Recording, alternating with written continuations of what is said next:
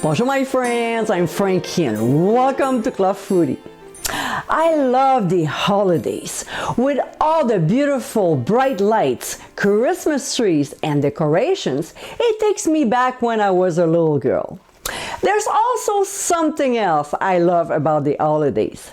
I love the smell of baked food floating in the air with Christmas carols playing in the background. To me, the holidays are magical. In today's episode, I'll share with you my gingerbread cookie recipe. These little guys are fun to make, and each bite has that yummy taste from the spices. It is also a nice way to involve your children or grandchildren in the preparation and decoration of these chewy delights. So my friends, let's get cooking.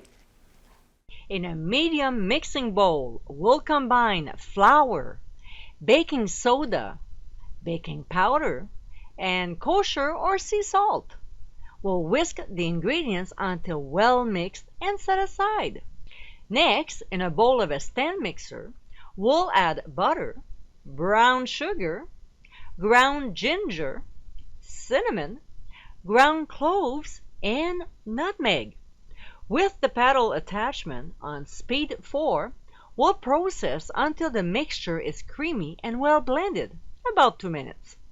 To this, we'll add molasses and 1 egg. We'll process again until the 2 ingredients are well incorporated, about a minute. Now we'll add our dry ingredients to the molasses mixture. Then we'll reduce the speed to low and process until the mix is firm but pliable. If I may say, it should look like Play-Doh. You know that stuff we played with when we were kids? But this one, we can eat it. So next, we'll separate the dough into 2 discs and place each of them on a separate plastic sheet. We'll wrap them tightly and use another plastic sheet and wrap again. That way, we're making sure that they are airtight and they don't dry out. We'll transfer them to the fridge overnight. If you're in a hurry, 4 hours should do. So the next day, we'll flour our work surface and using 1 disc at a time, leaving the other in the fridge until we need it, we'll place a large piece of either wax or parchment paper over the dough. We'll roll it down to about a 1/4 inch thick. It would be hard to roll it at first because the dough is cold, but we want it like this. Otherwise, it will get harder to cut the shape of the cookies if it gets too warm and sticky. So when we get our desired thickness, the fun begins. Before using the cookie cutters, dip each of them in flour so the edges don't stick to the dough.